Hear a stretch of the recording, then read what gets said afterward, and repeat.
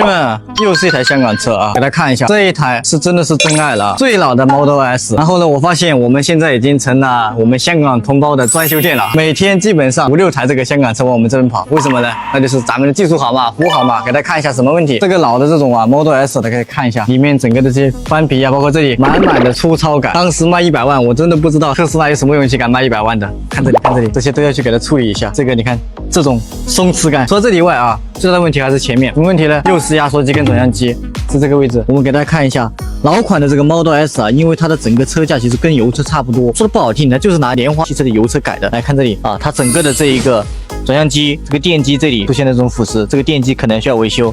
第二呢，就是它这个压缩机，压缩机的话。